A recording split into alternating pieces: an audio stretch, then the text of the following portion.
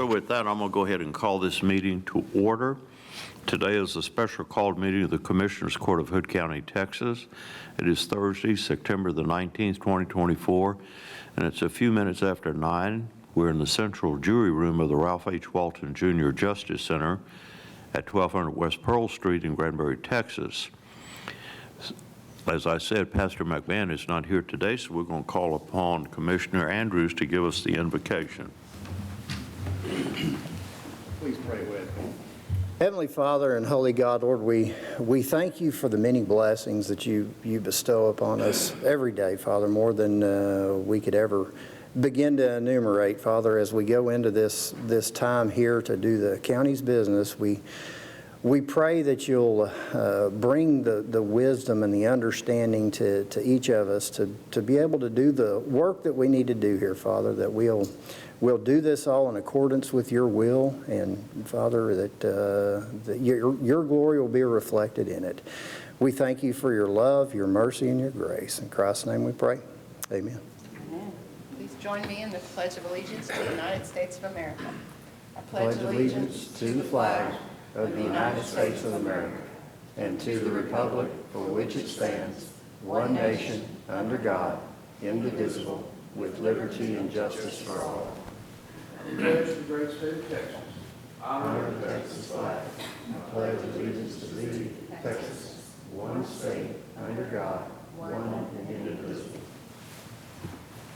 Hey, we have only one item on the business to be discussed and considered for approval, and that's to discuss and take appropriate action relating to all matters concerning the 2024-25 budget.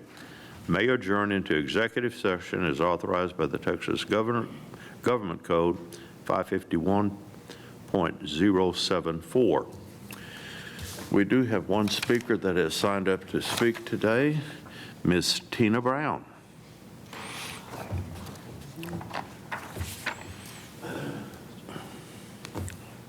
Good morning. I was doing a little research last night, and I came across this information from the Texas Attorney General about closed meetings or executive sessions. There are 3 reasons you can go into executive session.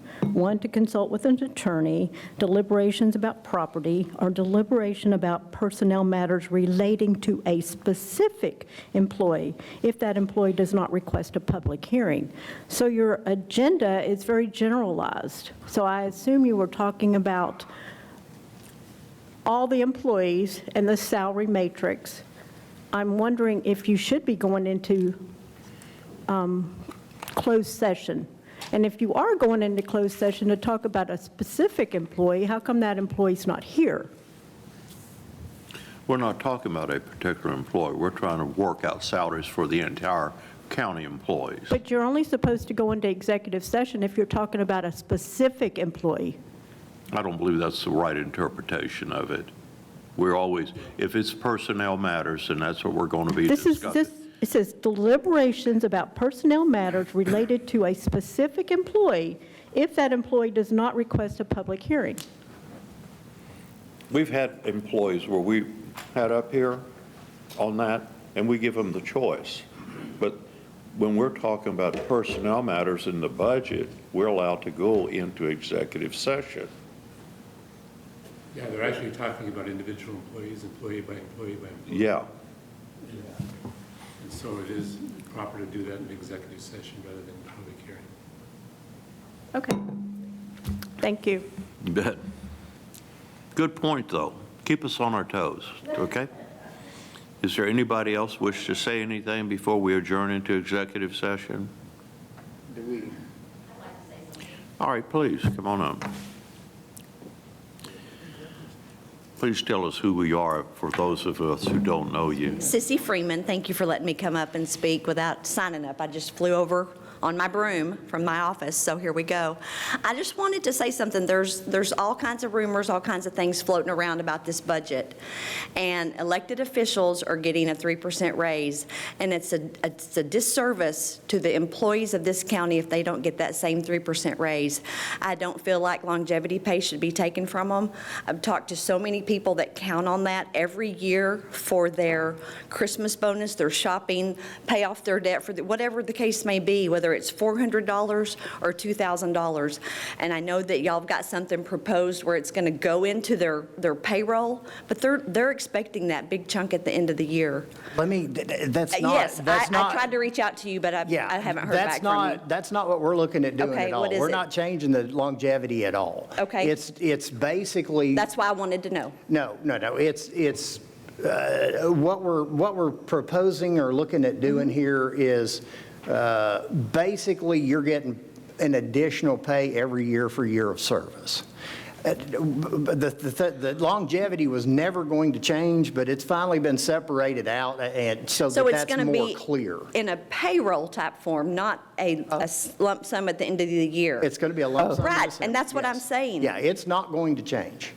They're going to get their bonus in December like they always have, whatever you want to call that, longevity bonus. Yes, They're still it's going the to get that lump longevity sum. pay yeah, that whole thing is not, we're not even talking about changing that at all.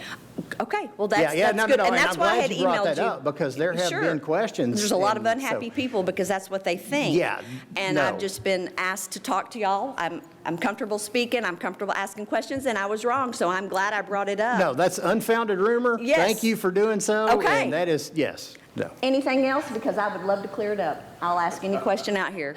Yeah, no, basically, there will be years of service pay for that matrix, okay? Okay. So, yeah, it's the longer you're here, Miss Sturdivant.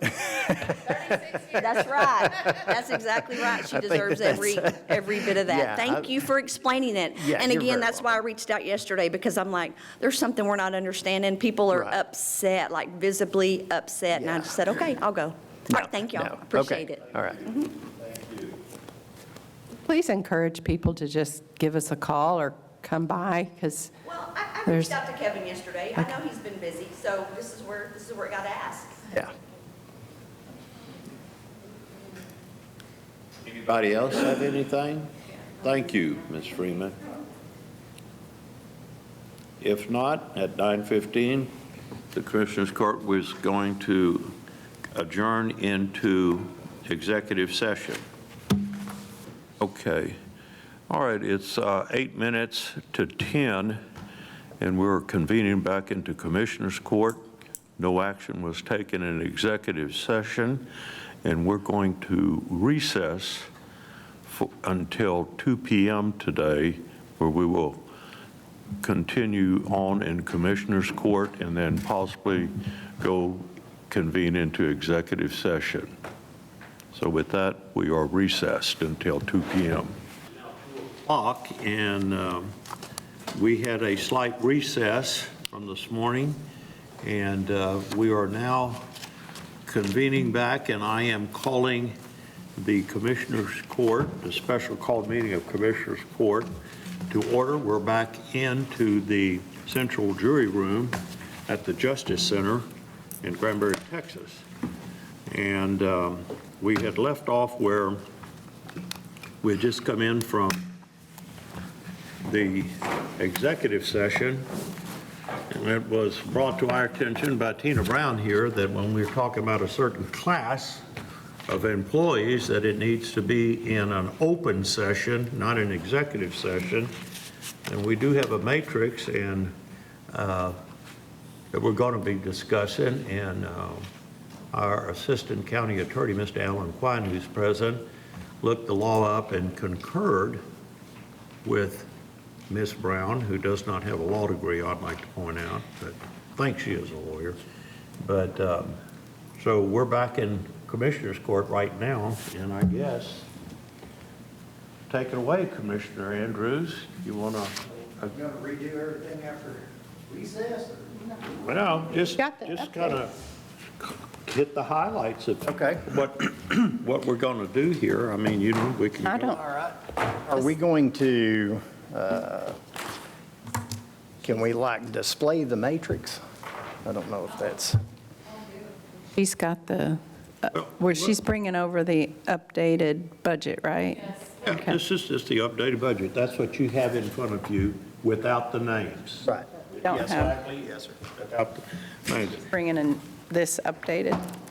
Well, this has the names on it. No, I mean the overall budget, where that puts us on the overall budget.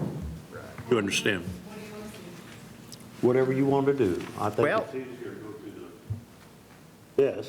First, I think first, and then we can look at the impact on the overall Okay. budget. We can do that. Okay, all right. So here was my intention, attempt, whatever you want to call it. I got in here and tried to set a matrix with a limited number of steps. In the past, we've had 16 steps or something like that, and many grades on there.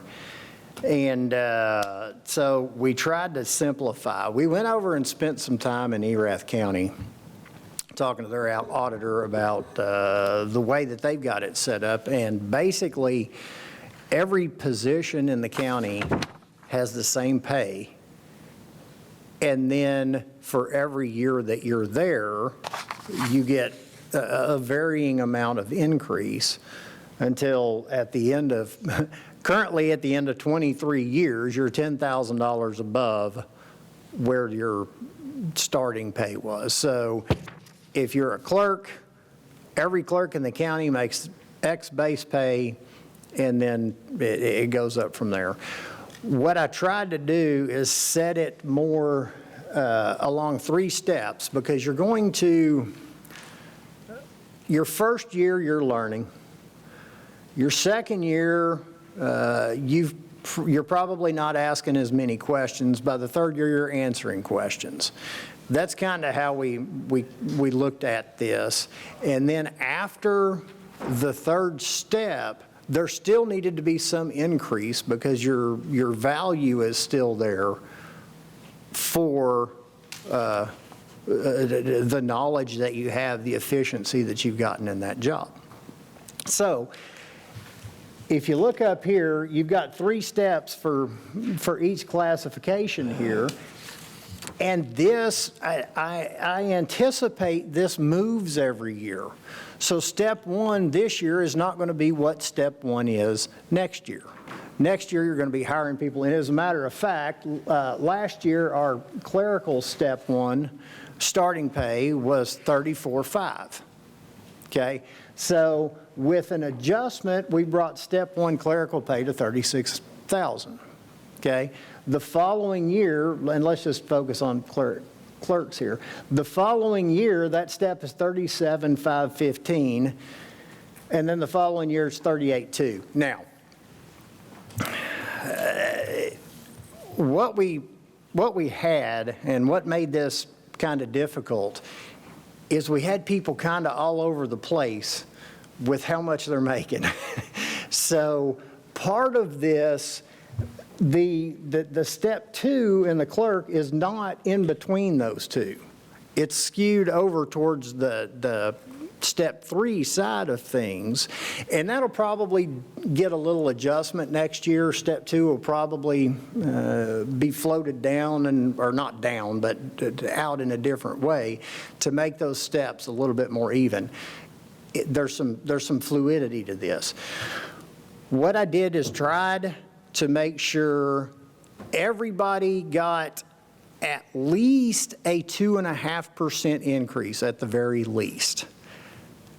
Some folks, like I said, were kind of way off of the chart. Now, on the right side, you'll see the people, or you'll see the asterisks and then the double asterisks. These are people that didn't fit on this chart. I couldn't make the math work to twist it around to make them fit on it. So those are the positions, by and large, those are the positions that got the 2.5% increase, or perhaps somewhere between 2 and 3%.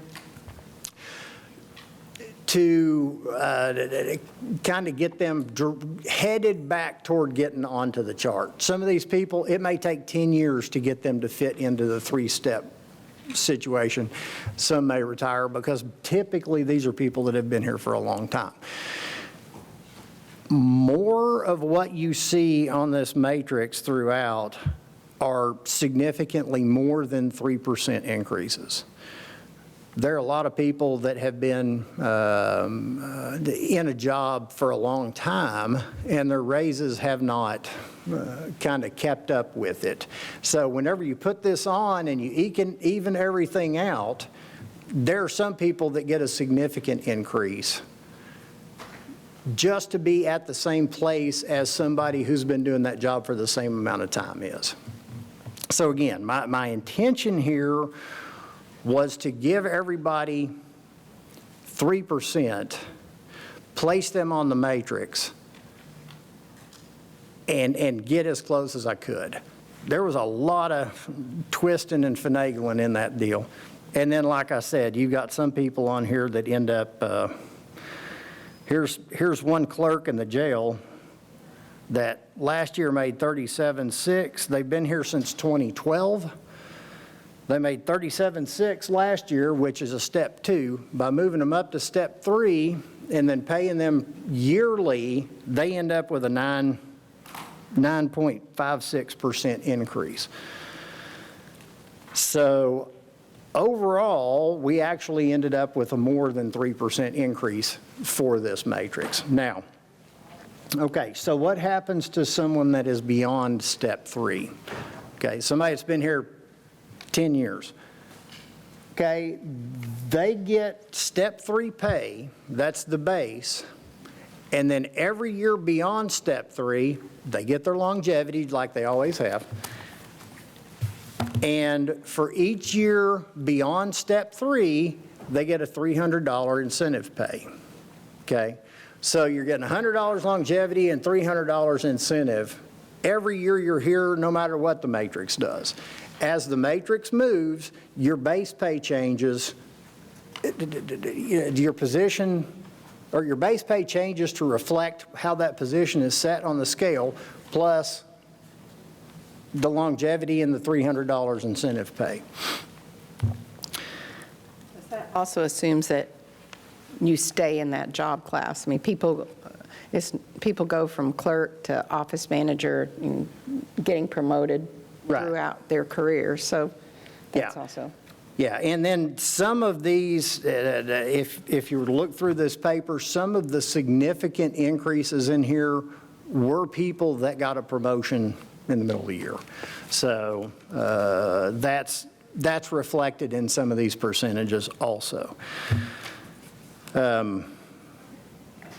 Again, we've bent and twisted on this. Some of the positions in the past, we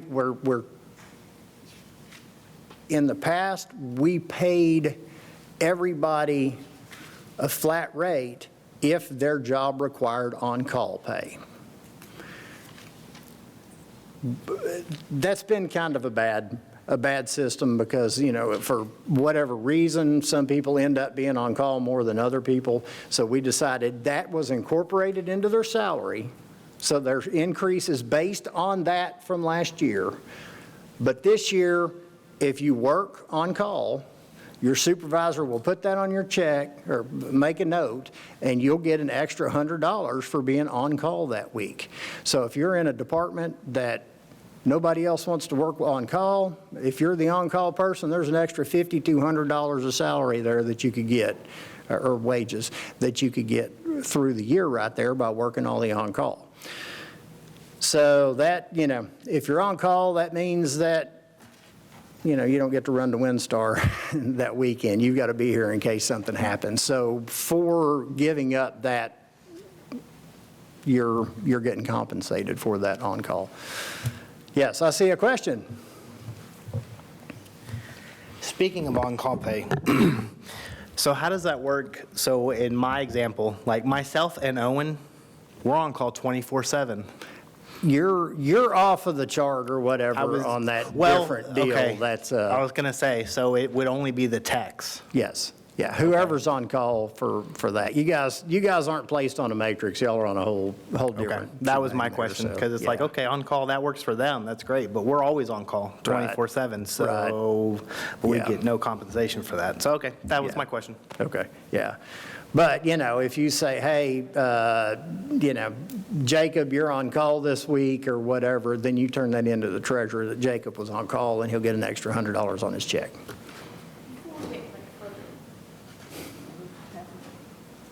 Up to speak, or are we in a hearing, or how are we doing Would it? you explain again about longevity and incentives? What pay is that? What is that going to be? What, You said something about longevity, $400, incentives, $100. So, longevity, the way that's been set up, the way that it is this year, and that has not changed, every year that you're here, you get a check for $100 times that number of year in early December, late November, Okay. whatever it is. Now, that caps out at $2,000, and it doesn't start until the third year. right. So your third year, you get $300, up to $2,000 based on how long you've been here. Okay, but I thought you said something about incentive pay for. Yes, what's- incentive pay what's that? is, for this matrix, everybody that's on this matrix right here, if you're, facility maintenance, you've been here, let's just use 13 years because the math is easier that way. If your facility maintenance been here 13 years, you'll be a step 3 at $50,400. In December, you will get a $1,300 check for your longevity, and then your actual salary for the year will be $53,400 divided by 26 payments. So the incentive pay with being here for 13 years, it starts after year 3. So it's 10 years of incentive pay at $300 a year. So you're making $3,000 more. At $300 a year? Yes. Incentive pay is $300 per year. It's $100 per year. starting at the Longevity third is year. $100 a year. So Incentive is incentive pay $300. is $300 a year Yeah. of just 1 year. Everybody gets the $300 per year. I'm confused what that $300 is for. And everybody Because gets an this extra experience and the value of being in that position. Once you get to step so, 3. Yeah. So I guess it's confusing because both of those start at 300. So, yeah. Oh, is that? Yes. That's why I was confused. Yeah. So will everybody who's a step 1 automatically be classified as step 2 next year? Yes. So Yes. you're It's- changing It's everyone's, based on the calendar year that you started. So in other words, if you started in 2024, you're a step 1. If you started in 2023, you're a step 2. And if you started in 2022 or before, you're a step 3. okay. and Unless that's you gonna get be- promoted. If you get promoted. Well, I understand that. So we're only going to have 3 steps from Yes. here out for all employees? No, Just for the- everybody that's on this matrix. The sheriff's Everybody but office the is a sheriff. completely different Okay. matrix, and then So- we have employees that are not on a matrix. Yeah. Okay. Because there's really not any point in building a matrix for single positions. Right. Yeah, Okay. yeah.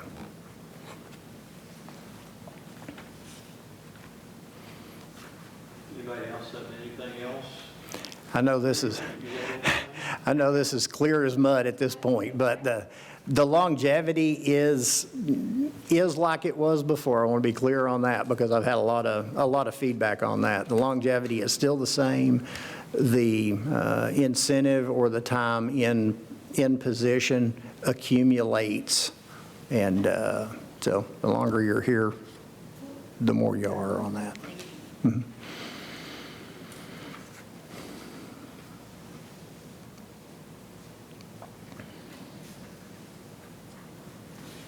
Sheriff, I have a question for you. You just announced to the court that you had an investigator that left today. Does that, how many investigators with one leaving today? You had requested 2 investigators. What do you, according to your, with one leaving and you're requesting 2, in your opinion, you're down, you need 3 investigators. Is that right? Yeah, if you look at it that way, yes. I asked for 2 and losing 1, so down 3, yeah. Can you tell us where this investigator, where he, what department he went to? Went to another sheriff's department, didn't he? What did that say? Police department? Midland Police, I think is, yeah. I didn't get the copy of that. I just, Midland Police Department, I just asked to read it because I had never seen it. So it's that soon since he had turned all that in. So what is that going to do to your shift on the thing? Was he an investigator in street crimes or what? No, in regular crimes, so we'll have to double up on stuff. What kind of, on what? Just the regular Crime. index crimes. We're trying to get him to help with the financial stuff too, and so. Scamming of old folks? The scamming of old folks, yeah. Because I know that I had a bunch of people call me up, and I mean, and pretty sophisticated. These scammers are getting very sophisticated, and they worry really, you would think, really sophisticated people that really get threatened and call, and I just usually tell them that to give them my phone number and explain it to me, and I'll try to explain it to you, or the call of the sheriff, and that usually takes care of it. But I'm telling you, and that's why we really need to protect a lot of the elderly people in our community from these scams, and they get away with some significant amounts of money. Am I right? I mean, Yeah. hundreds of thousands of dollars. Hundreds of thousands of dollars. We had a couple from Pecan that were buying gold over the internet, and that was a couple $100,000 for each. I don't know where those cases stand right now, but they had money in the bank and they spent it to a scam artist. It's just, and that's why we need these investigators to really do that. And I keep saying, we're so close to the Metroplex of both Dallas and Fort Worth. Crime can turn on a dime here in Granbury. That's my opinion. So, well, I'm sorry about that investigator, so. Yeah, it was a shocker to me. I just heard about it this morning, actually, that he was looking, and I didn't know it was all finalized, so. Okay. Anybody else have anything else? Well, we can go over the sheriff matrix there. That's been pulled up. There were adjustments to the matrix, and here, the way that this was laid out, presented, talked about, and discussed is everybody realized that there would be years where you got a significant increase because the steps are in 2 years or 3 years. So there would be years where there was a significant increase and then other years where there was less of an increase. Again, we moved the matrix a little bit. Each part kind of individually, it didn't necessarily the whole thing move the same amount. As a matter of fact, the lieutenant, captain, and chief deputy, I think there was just some very small changes on that. Because everybody is moving up a step in those brackets this year. These years are not based on their years with Hood County, it's based on their TCOL years, correct? Yes, So yes. if they work 3 years in another county and then come here, hire on here as a corporal, where would they fall on this matrix? Well, I don't know. I don't think you typically get hired on as a corporal. Okay. I think that's, you most of the time promote from within on that type of Okay, situation. so if they had 3 years of experience and they came in as a deputy, where would they fall? If they Well- had 3 years in another county and they have 3 years of TCOL?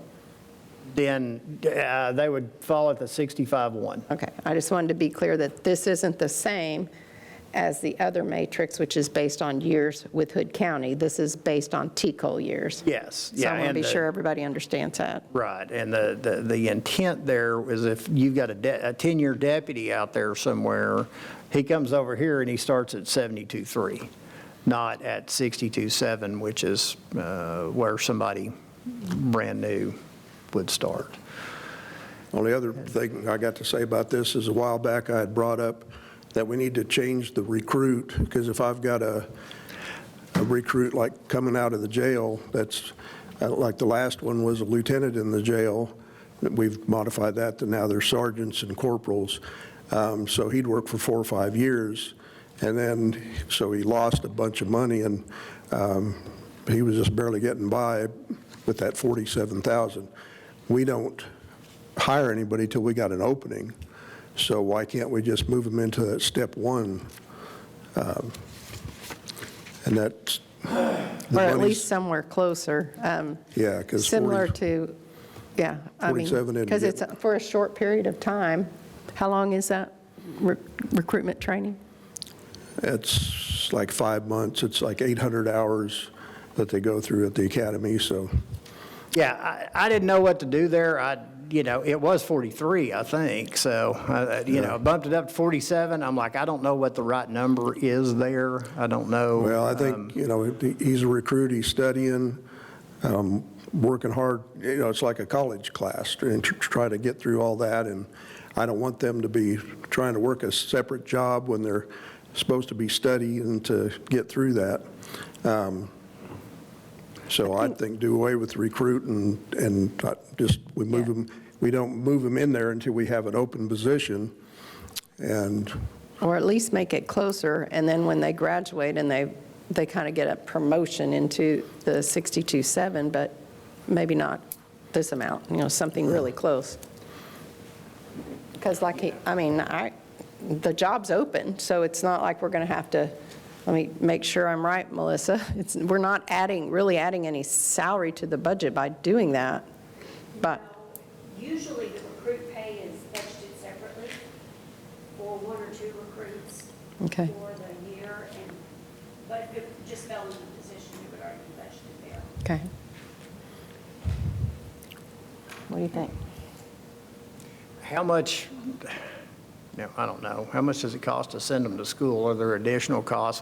Because, I'm kind of seeing this as, heck, that's a $47,000 a year job to go to school. That's pretty, that's pretty good in the real world. That's not terrible. But I do understand what you're dealing with, you'd like jailers or dispatchers or potentially to see that as an avenue to. Not to have to take a cut in pay, so.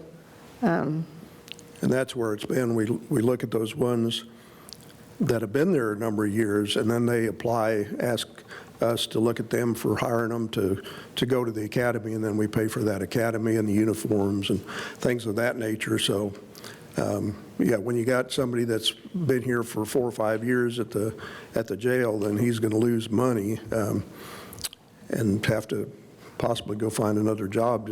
And I don't want him. I went through night school.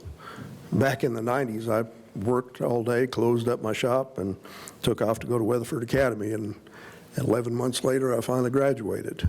So I did that on my own. Nobody paid for it except my wife did, I guess. But with these guys now, it's getting tougher and tougher, and I want to make sure the investment is worthwhile and they pass that. What if it's somebody from off the street and not somebody that's, say you have a jailer that's making the 5-6 years that's at 51.4, so they're having to take a cut to go into recruitment. What about somebody off the street?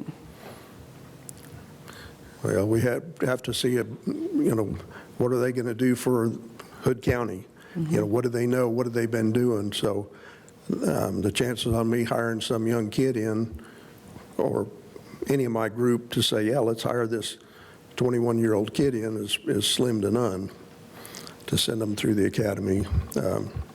So all 6 or 8 of the deputies that were hired last year were all from within? No, then we hired them. We got most of those people that had Transfer. left. Yeah, that had left in years past. And then we hired a couple that were out of academies that put themselves through academy. I'd have to look up all that information, but they weren't. They were people. Everybody that went in those positions were. Well, we did have a dispatcher and a jailer, and then the dispatcher no longer works for us. Dispatcher worked for us at Animal Control and dispatch for 6, 7, 8 years. And then the other guy was longer too. So they had a big investment with the county, so.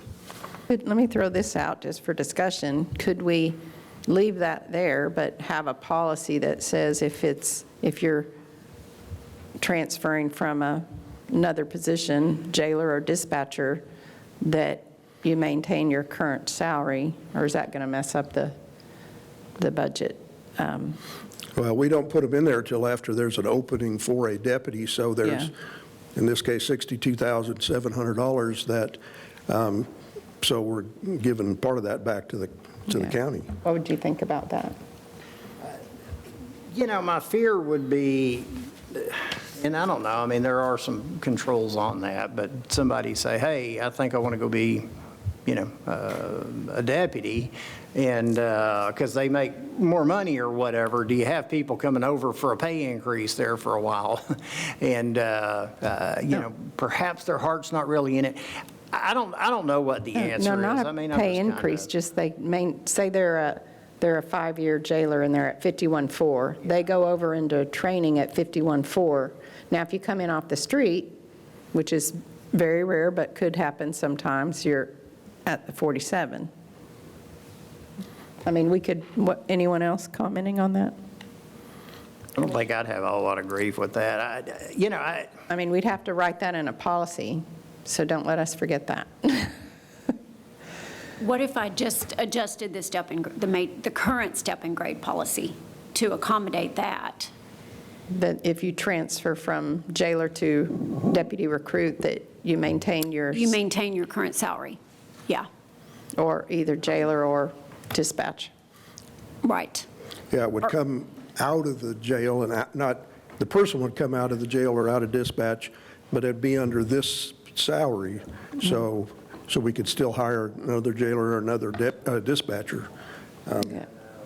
So we were never taking away anything from Well, anybody. what if you brought in somebody from animal control? Yeah, I think anywhere within the sheriff's department or sheriff's office, whether it's animal control, jail, or dispatch, that you maintain your current salary. But animal control, you have to go down. Can you look at the animal control matrix? Yeah, I've got one that put herself through the academy in animal control, that she's a peace officer, but she's paid as an animal control officer. Where is it? Yeah.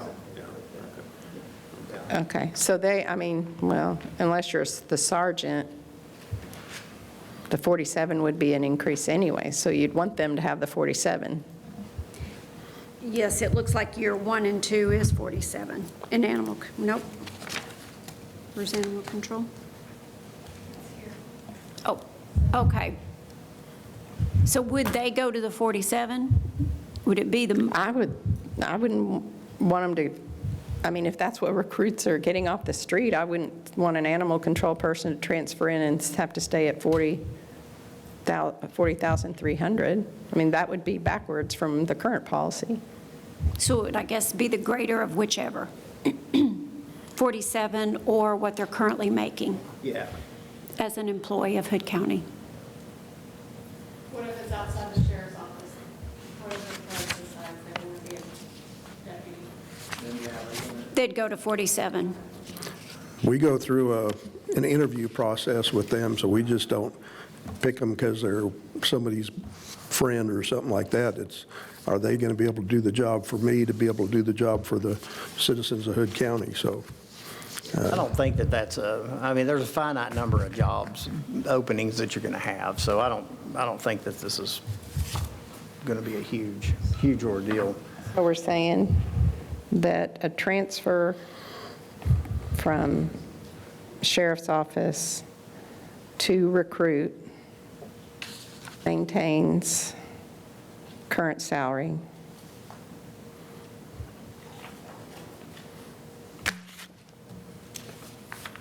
Unless they're in the, or the higher of, because if they come from the, County employee that wants to transfer to the sheriff's office, yeah, higher of current salary or the 47.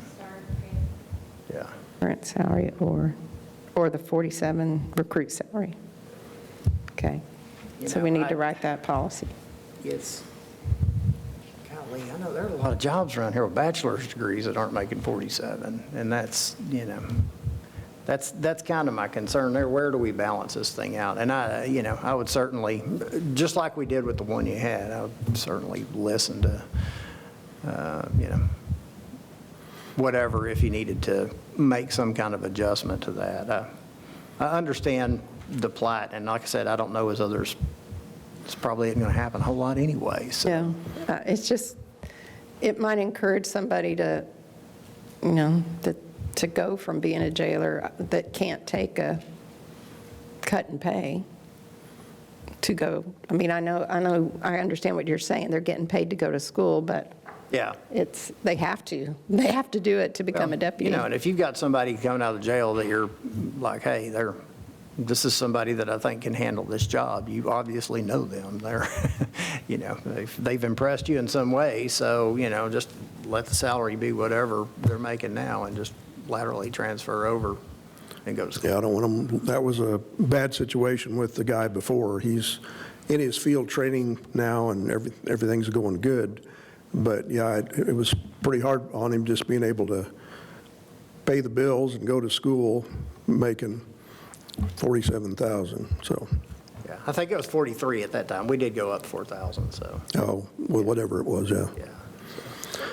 That's why I was saying we don't hire unless we got a deputy opening, so the money's there. Yeah. Seems logical.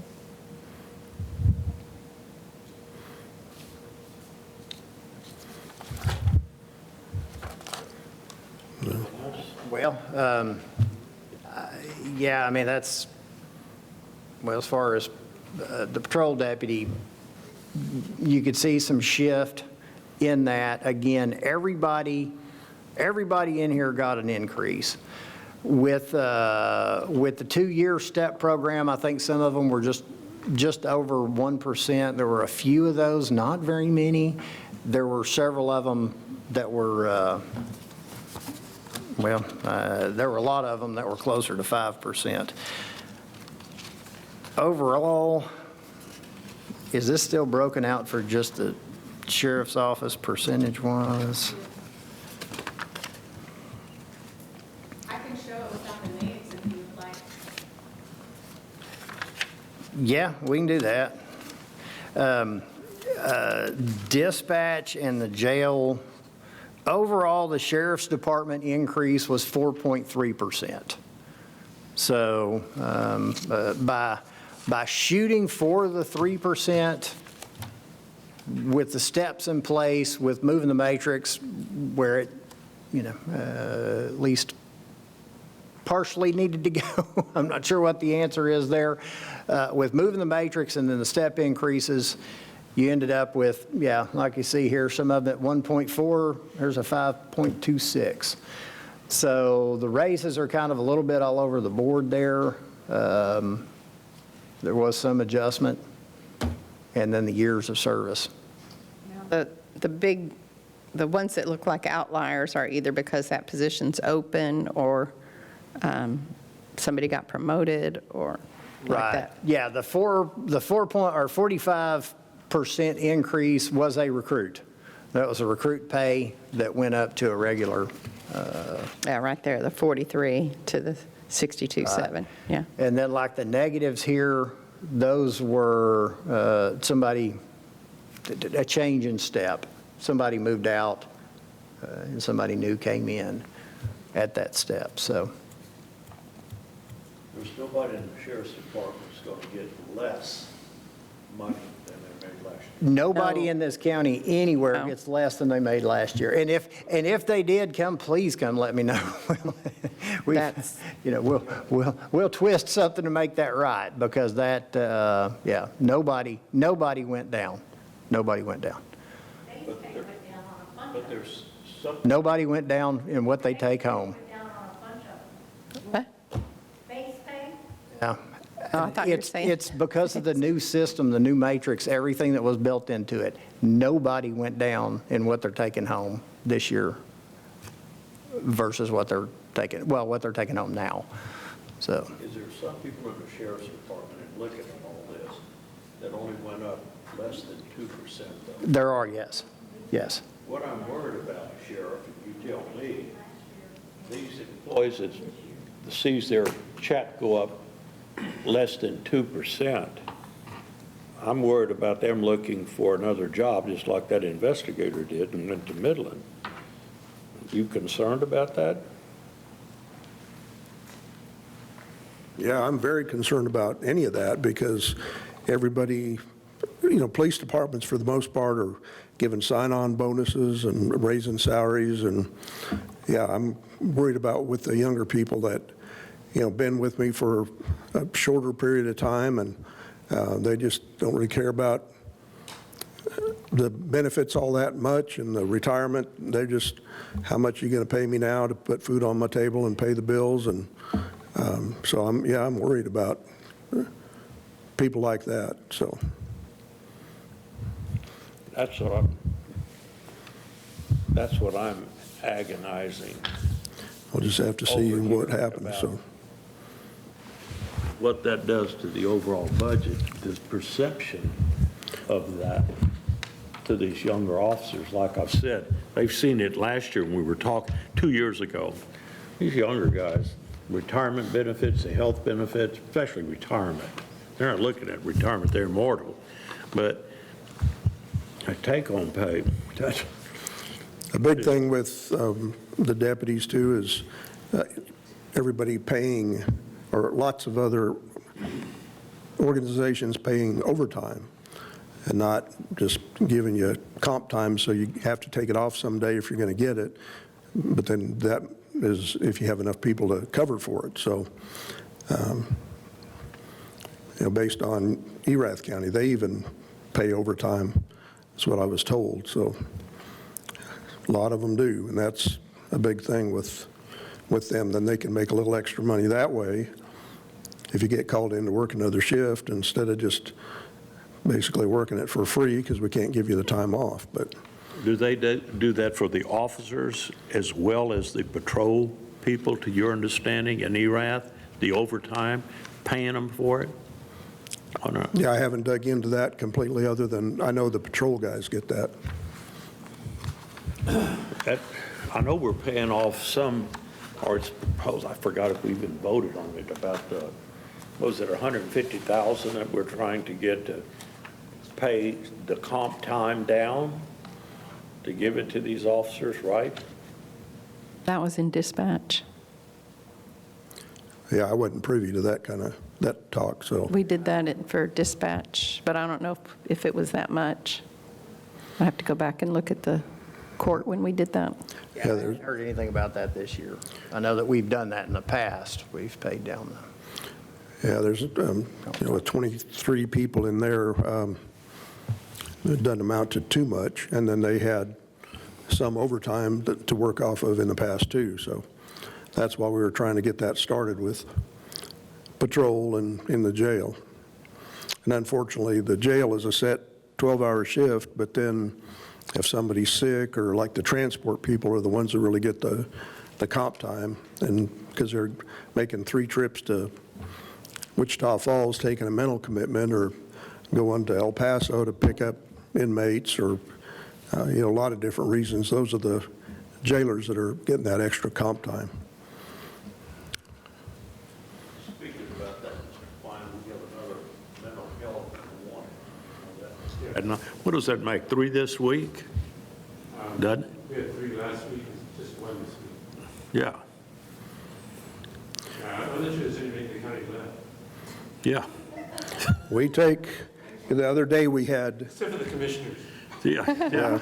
What, the other day we had 3 from evening, again in the middle of the night, and then early in the morning, going up to Wichita Falls. And we've had, seems like on the bad stormy nights in the spring, we've had 4, and those guys are passing each other, coming and going. So we've had, last month of August, we had 27 mental commitments, and I think we're going to beat that record this month. So I don't know for sure which ones you have to see. Get the ones that are already in the hospital. Not, I think the JPs take care of them if they first come in to send them someplace. And then when they want to get out, then we get to hear them about the deal. Yeah, I don't get involved on that end, I Yeah. guess, so But then you get involved at, taking them up there. yeah, taking them And up dealing there. with them beforehand, so. Yeah. Yeah, we have a lot of suicide attempts, and those usually end up in mental commitments to get them up there if they don't go ahead and commit suicide. And we've had a bunch of those more coming up and up, so Yeah. once they make that decision.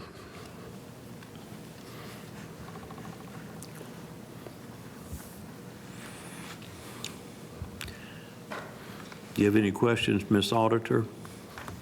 I found the comp time like $1 million if you want to know. The comp time is $1 million? no, No. it's Total comp almost time 300,000. As of 8/25/24 was $267,000. Yeah, it's almost 300,000. $3.86. That's all of it. Yeah, that's all, but 90% of it is the sheriff's office. Is that just the sheriff's department? No, just the sheriff patrol clerical security is $156,092.83. Jail is separate, dispatch is separate. But that big number was? That's sheriff patrol clerical security, 156,092.83. Clerical is how much? No, it's grouped together. Oh, Altogether, the total is 268. The total, all of Hood County is $267,253.86 as of August 25th. how much is just strictly for the sheriff's department? I just, I'd have to add the sheriff, dispatch, and jail. You want me to do that? yes, this is for the sheriff's, including the jail.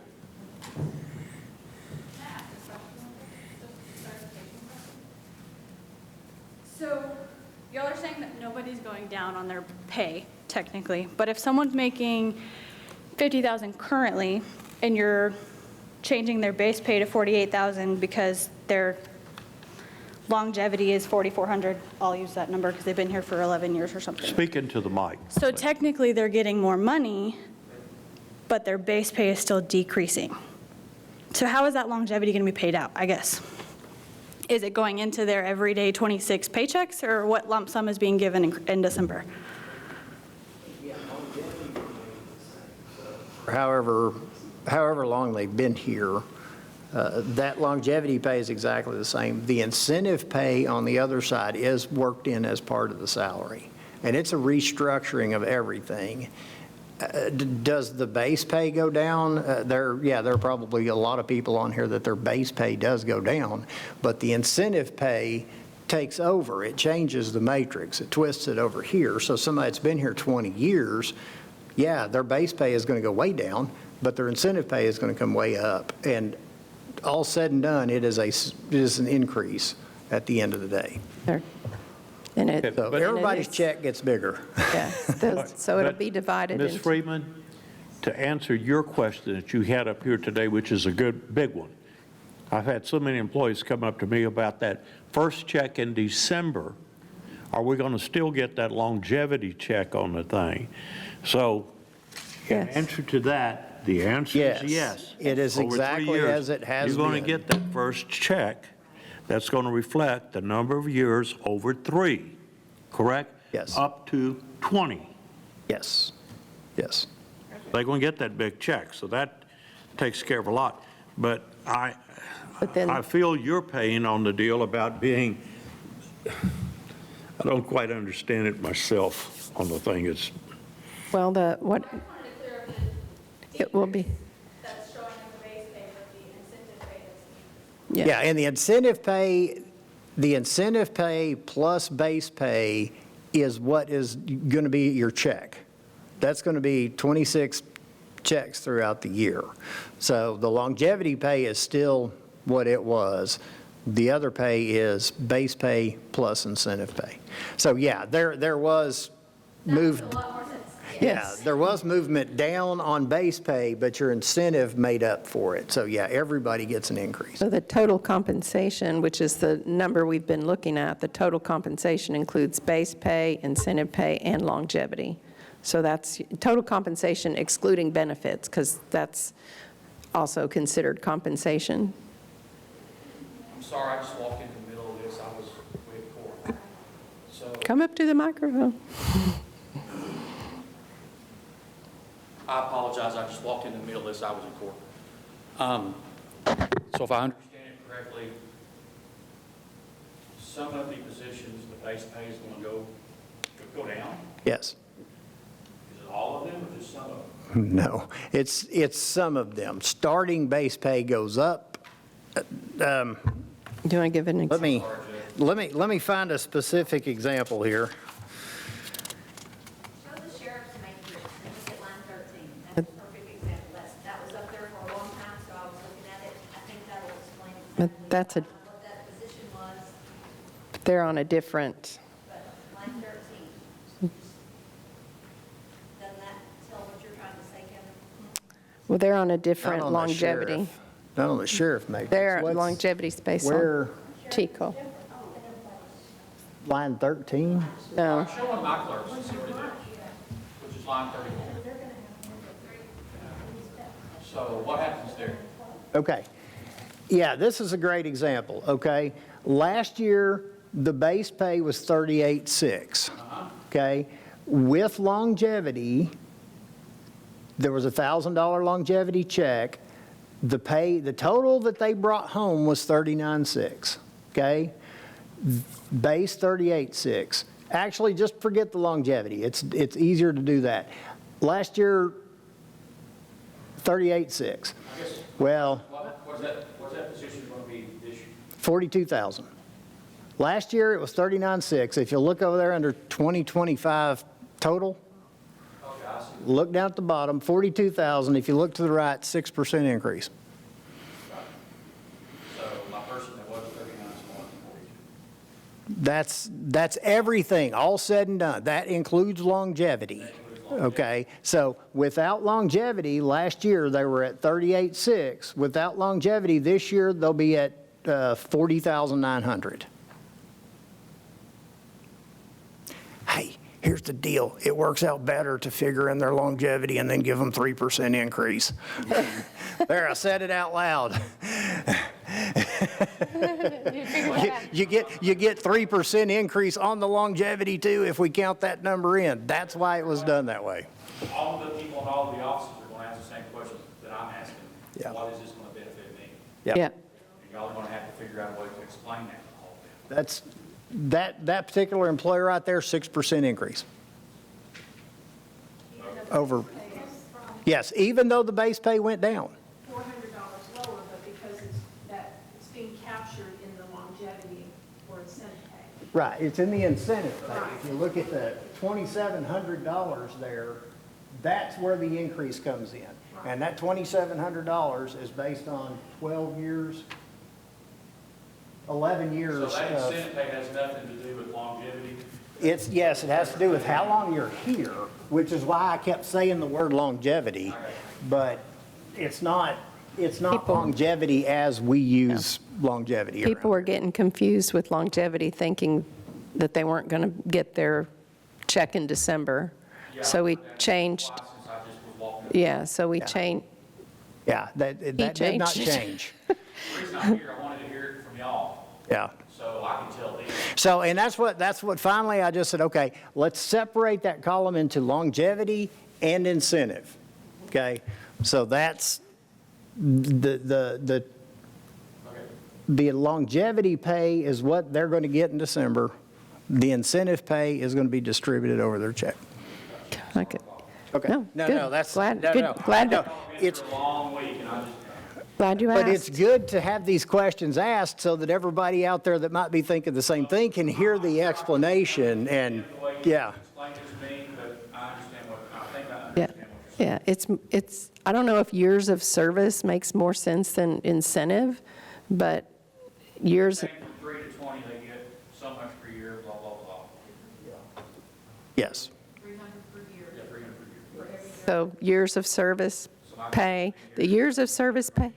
$3,300. All right, sorry, thank you. Okay. That goes into their 26 checks. I will say as well, this, as some people are feeling this, because the base pay is decreasing, yes, they're getting incentive pay, but some of that incentive pay is being eaten up because their base pay has increased. What? Look at, That one has an example, so it went down to 38,200. So calculating in that new 2,700 for incentive pay, she's having to use some of that money to pass her pay rate, basically. Yes. And it's not, it makes it not as much of an incentive to stay, actually. it increases every year. Every year that you're here, that increases more and more. How is that not an incentive? Backwards, you're already taking pay from them. That one's a 6% increase. Yes. I mean, I understand what you're saying, and by saying, yeah, the base pay goes down, but that's not the picture. That's not the math. It's not the total in the column over there. I get what you're saying, I get what you did, I understand how that feels to some people. Well, It's not so much actually an incentive, you're actually taking that. What they're saying is, we're entitled to that longevity. That's what we always get. So then you're counting the longevity as part of my raise, but I'm entitled to the longevity regardless. That's basically, that's what you're shaking your head at. Yes. But to try to get it all together, you're still going to come up with the total. And I get that, I'm just saying, because it's decreasing, I- it's eating up some. But I did say it exactly. That's what you're thinking about, you know, is that the longevity has always been, hey, after 3 years, you get $100 a year, and that's what we always got. We got the check, like Ms. Freeman was talking about here this morning. They're going to still get the check, which is good. But then part of it is figured in for this matrix purposes to try to Correct. bring it in. So I get what you're saying too. Okay. So how high will incentive go? To 20 years? on past that. Every year you're here, it goes up another, well, $300-400, yes. I've been here 52 years so far this year. This is my 52nd year, Gosh, I would have thought you would have learned a whole lot more being here that long. all years. Commissioner Andrews, I mean, it's clear you obviously put a lot of time into Matrix. This is the first year, and so you can see with the numbers how you're trying to bring some uniform is probably the word, to the salary structures for the entire county and all these different positions. With this being the first year, I mean, obviously, you're going to have those anomalies and fixes. At least that's what I'm seeing. Next year, it'll be probably cleaner. The year after that, it'll be cleaner, because then we would have been on this matrix for the 3 years, and then everything else, you know. That looking better going forward. That's kind of my interpretation. Yeah, and it is, the base pay does go down because that's what we had to have to make the incentive pay. Again, one of the biggest problems that we had, if you'll look through some of these folks that got significant increases, they were making way less than people that have been here for way less time. So if somebody's making this much, and we set a structure into place to pay for them on their time, we move this person 3%, this person goes up 12%. And that's brought in, it got rid of the imbalance per se on that. So now somebody that's been here 15 years makes more than somebody that's been here 10 years. that makes sense. And this is the structure by which we could do that, where the longer you're here, the more you're making in that situation. That makes sense. Salary class or. Yeah, and actually, your incentive pay never goes away, even if you do get a promotion or whatever. If you move from office manager from clerk to office manager, your incentive pay remains, even though you drop down to step one on the matrix there. Should we go over the budget? Are there any other questions on the matrix? Does anybody have any more questions on any of that? I have a. Well, we haven't done the jail and dispatch. Okay. Sorry, And, jail dispatch. Yeah. So the jail is another one that had some great big huge swings in it. Yeah. So again, this is based on TCOL experience. We're looking, if somebody that's been doing this for 10 years wants to come over from another county, let's pay them for that experience. They know what they're doing. They're probably not fixing to decide this is not the career for them. So you don't have to spend as much training them. So to bring them in at a lateral pay, you would see that somebody with 10 years of TCOL experience starts at 55.4. We've moved the matrix up a little bit. Years 1 and 2, you're at 48.2. That's pretty explanatory there. And then we had some folks that had been here forever that are way outside of this matrix, so that's the asterisk and the double asterisk there. So They'll continue to get their, each year they're here, they'll get longevity. yes, the $100 longevity for every year over 3 that they're here, they do still get that up to 2,000. And then their years of experience, much like the deputy scale, they'll get a bump, mostly every other year. They'll get a bump until they top out that 13 years on that. And I'm hoping that over time we can make that more simple. I had a goal. I had a goal in mind with this one where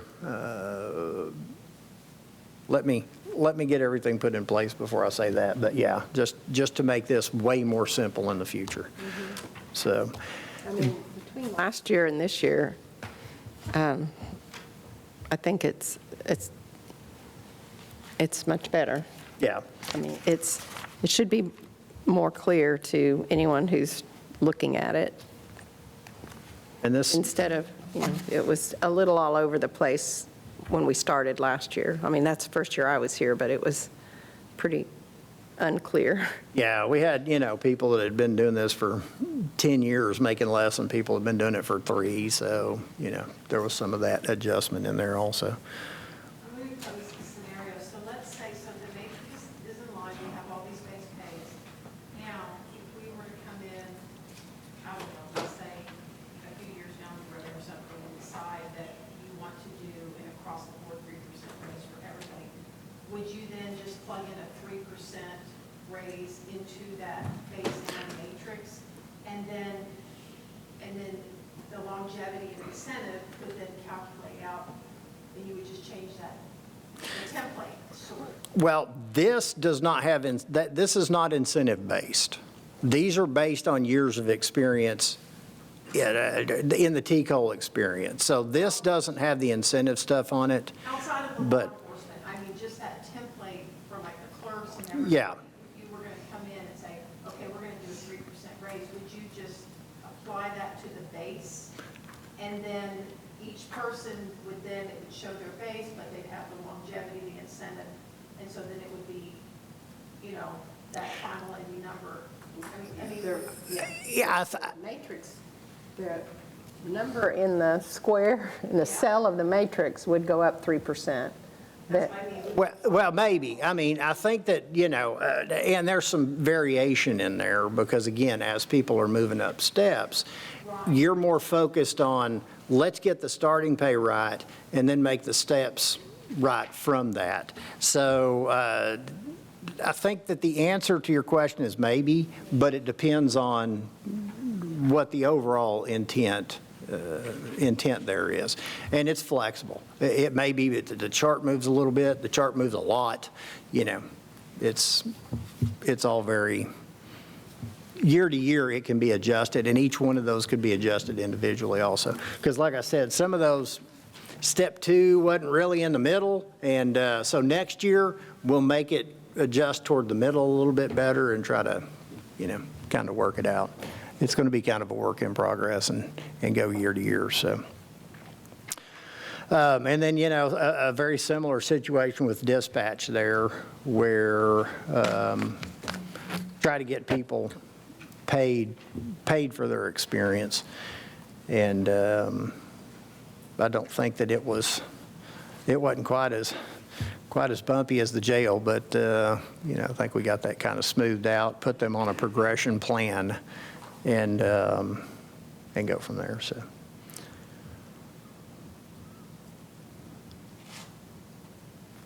Any questions on that?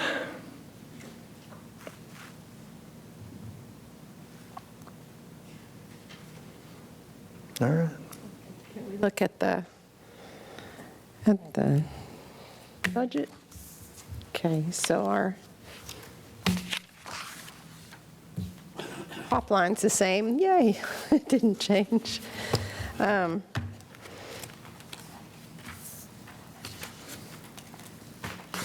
So I do have a question on, okay, if we look at the transfer from prior fund balance,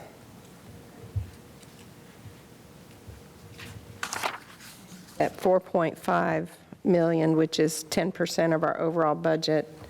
And I was looking back at some of the prior years, and in 2022, it's about the same. There was a transfer in of 3.266 million on a $35 million budget, so we're not really out of line with some of the things that have been done in the past. And then I have a question on Fund 55.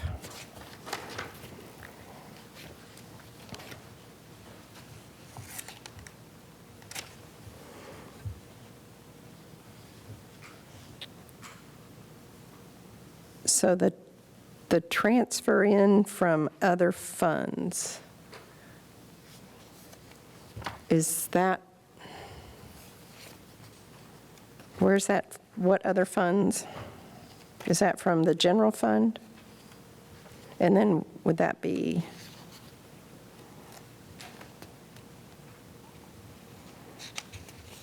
I just want to be sure we got our capital correct, so that, as we looked at capital this morning, and I don't remember what the total was. Do you remember?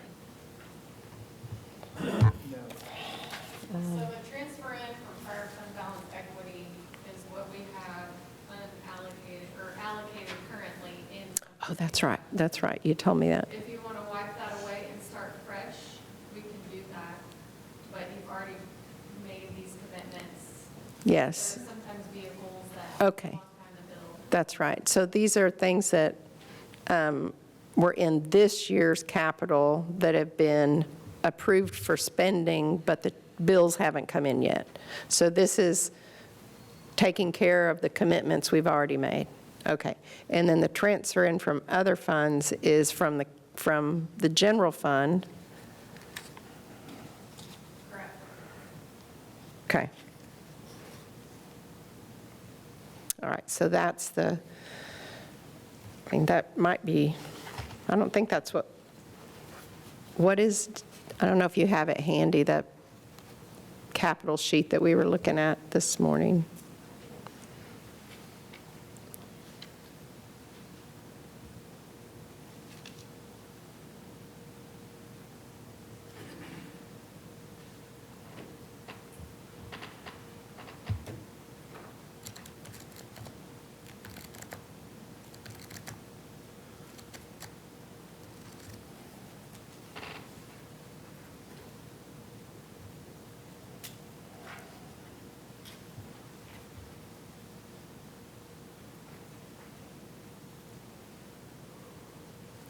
Okay. Okay, 1.3, and that includes a couple items that, depending on, we talked about it this morning, I put it on the agenda for Tuesday to be paid for out of the proceeds from excess tax sales. There we go. So that could be reduced, and what are y'all thinking about the AV upgrades to the EOC?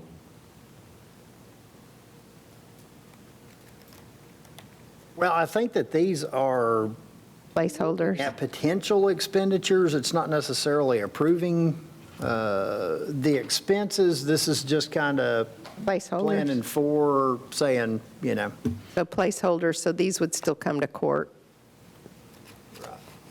Okay. I know mine will. So if this does go through, I do have the quote for the AV upgrades for the EOC. It will be on the first court in October to get approved. So the reason it's on there is because the AV equipment in the EOC right now, while yes, it does work, it is 13 years old. It is the original equipment since that building has been put in.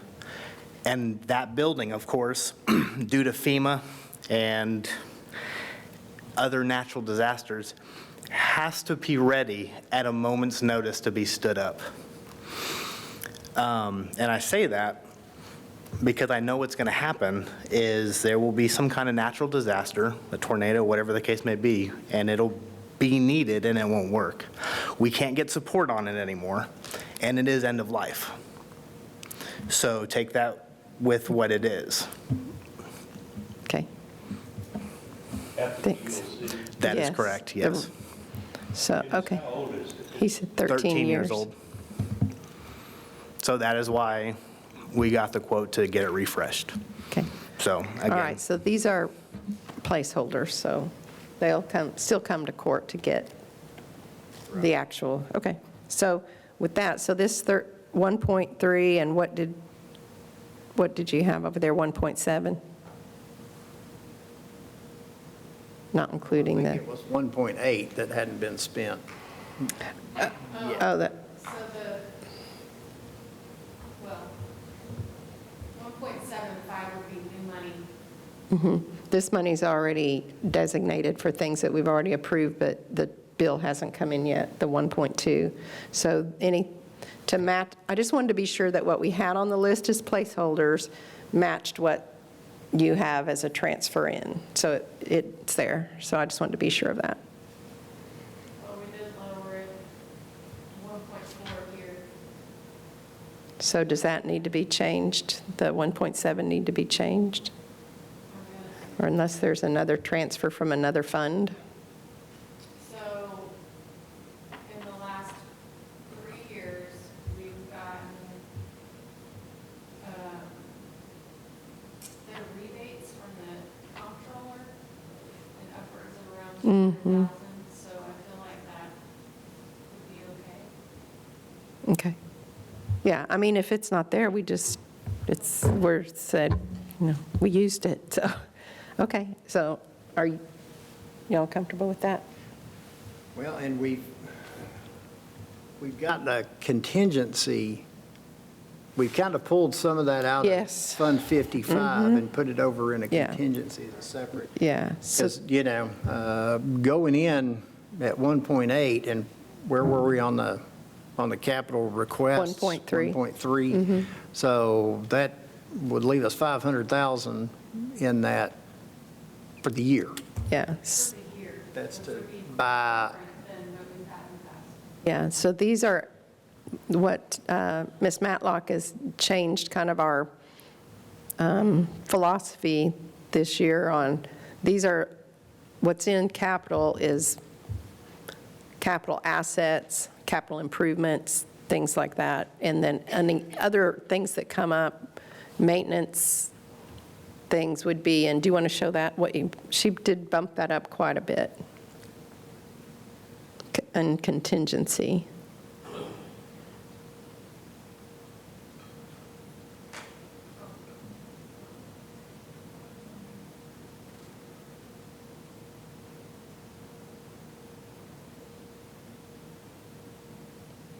Yeah. Over 131 to 500. So there's another. But I took it out of that capital. It was just a switcheroo. That is the same. So it's just better accounting for things that break versus capital improvements, capital assets, things like that. Overtime. These types of things. Okay.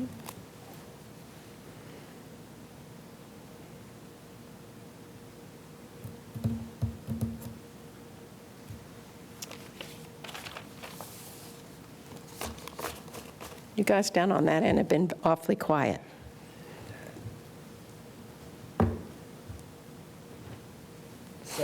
Does the transfer from prior fund balance equity, is the 4.5 million right there, does that include the transfer into capital, into the 55? Part of, yeah, It's like all in. Okay. yeah, part of that. Revenue, all in expenses. Okay, I was just making doggone sure that that wasn't coming in somewhere else. No. Or what? Okay. So also remember that there's 450,000 of that that is contingent on, it's for the support of EMS. And depending on what happens, yeah, do you want to go to there?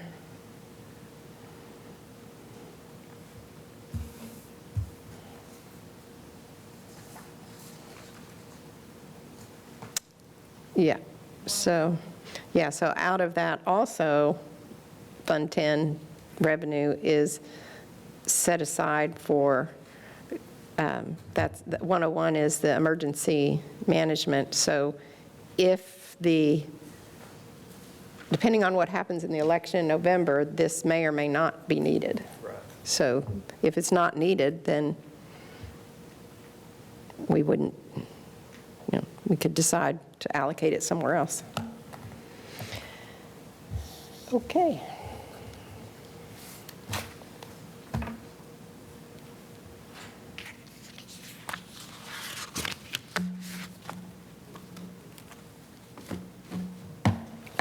Basically, where we are right now is at the no new revenue rate, we're bringing in 4.5 million from fund balance. About 10% of the, and Yeah, because you take out the 450 contingent and then a good part of that is going to capital. So, Have you figured what it is at the point 308, how much revenue that's going to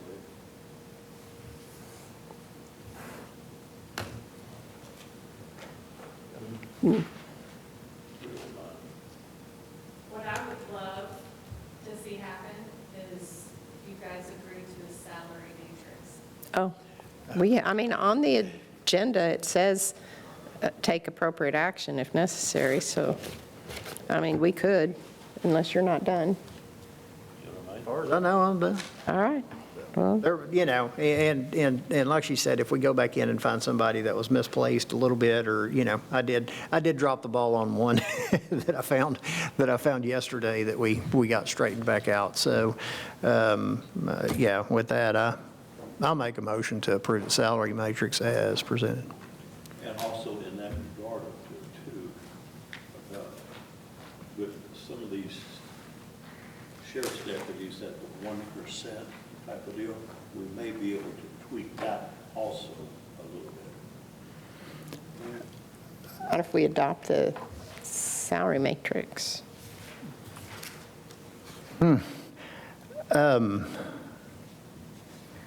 I don't know, because I think that we're kind of getting at the bottom line here. And what would you like to see done there? I mean, that's. I'm just afraid of what's happened here, where the sheriff just announced that one of his investigators has just left this morning, today. I don't want to see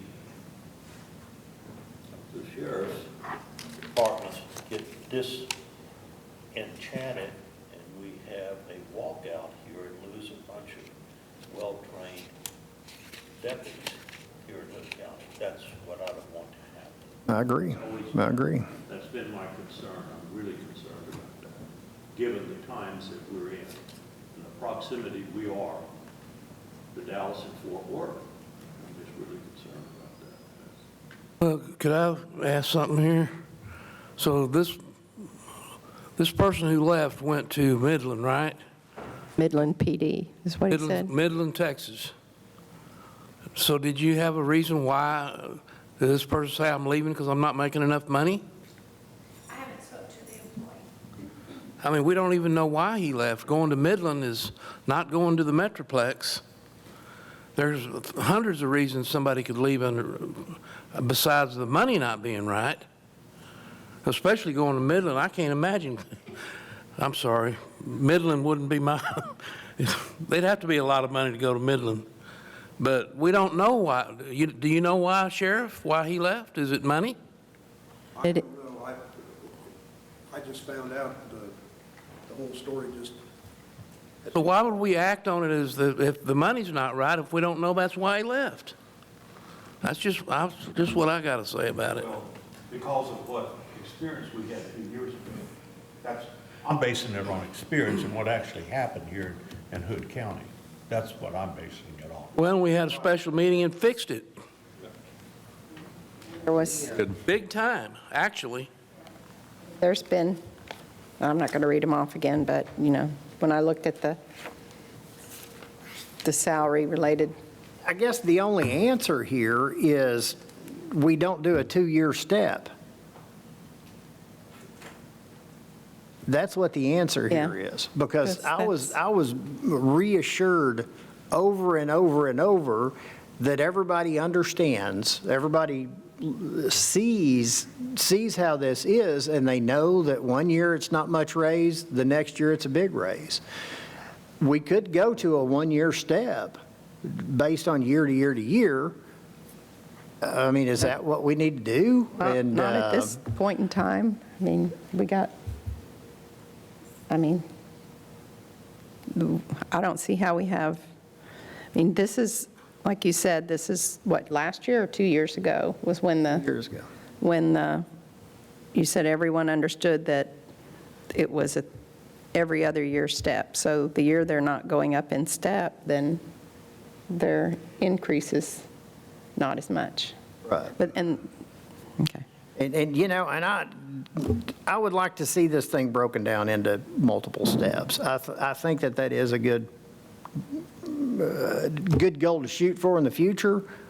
I don't know if it's something that we can do right now because it's going to be a huge bite to do that. It's going to be a giant bite to make it every year a step. So, And this is what was recommended to you by the Sheriff's Department, was the every other year step? Okay. and it was, I mean, that was, yeah, I was told that we would, that they understand that that's how it plays out, that 1 year not so much, the next year a big increase. So,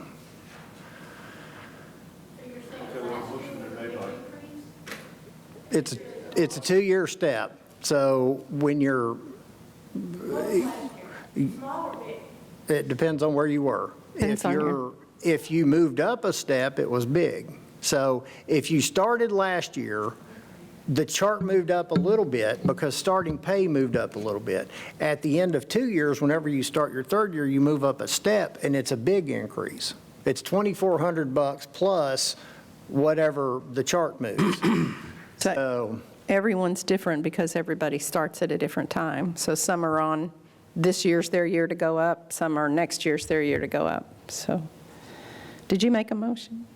I did. Motion been made by Commissioner Andrews to approve the salary matrix, the latest rendition, which is today. Is it Yes. 9/19, aren't we on the 19?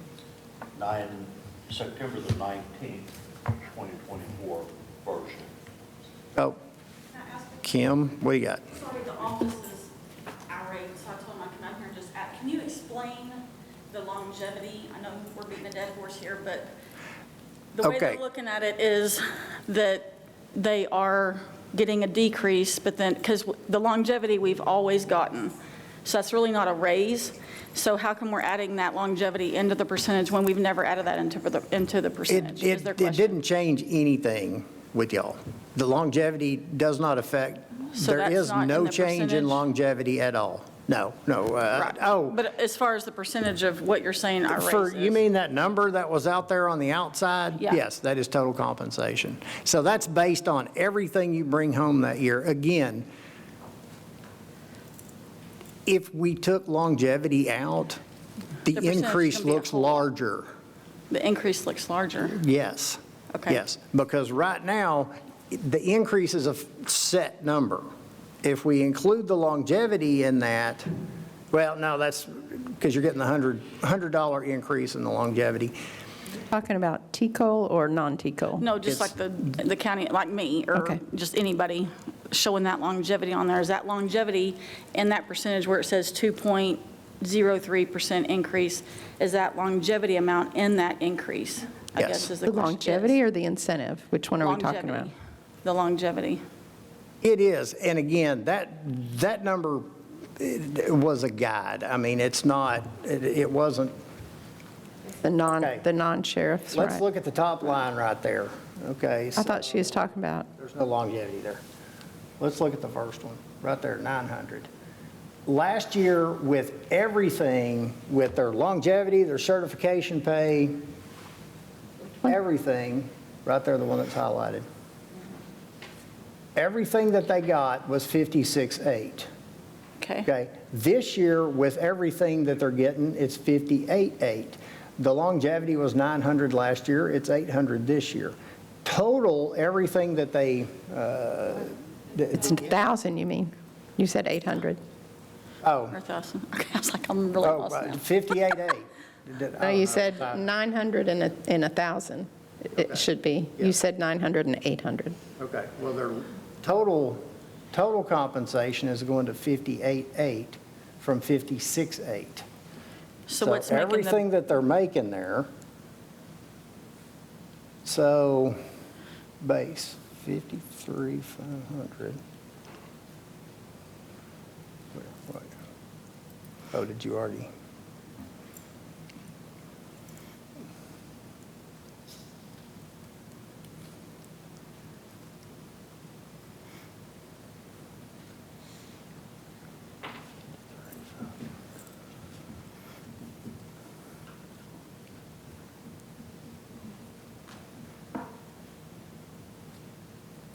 Dang, I did that wrong. What is that percentage? What are you trying to do? What is the percentage change of the base pay?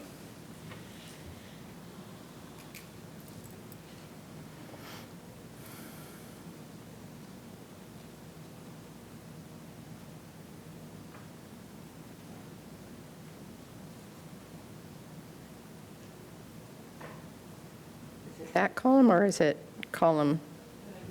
No, I think you, never mind. You're right. You're right, I was wrong. So, yeah, and that number was 3.55, not 3.52.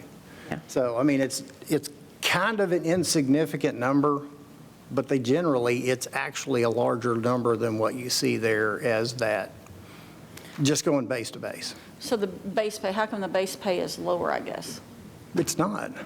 Well, on here, like it shows, on that line, it shows 55 for the base pay for 2025, but 56 for 2024. No, the base pay is 53.5. 53.5. Okay, over the. Went you're up looking at the almost base over there. $2,000. Okay, well, that's where they're getting, because they're looking at 2024 total and 2025 base, and so it looks. No, you have to do You're looking at base to those two base. totals. You have to Yeah, no, you'd have to do the blue L to, columns. yeah, base to base. It's just because the order, but, you know. Okay. Why is that one minus 156? Because that was somebody that was a different position that And they had went been down. here 5 years and somebody new came in. Or we talked about that yesterday, that this person, it's not the person, it's really the position. So whoever was in that position was making this much, a new person comes in and they're, got promoted in that position, or somebody hired in is now at this much. So it's the position, not the person. All right, so he made the motion, I'll second it. Yeah, motion was made by Commissioner Andrews to approve the salary matrix as of September the 19th, 2024. Second by Commissioner Samuelson. Any further discussion? If not, all those in favor say aye. Aye. All those opposed say nay. Motion passes 5-0. Good. That is a step. We got one thing done. All right. Are we adjourned? Do you need anything else today? That was my goal, thank you very much. That was a good deal. Now you can go ahead and try to tell us what's going to be in the different property tax rates, what we're going to have, how much we're going to use for fund balance, all those other things, okay? Mm-hmm. Okay. So with that, at 3:30, we are adjourning.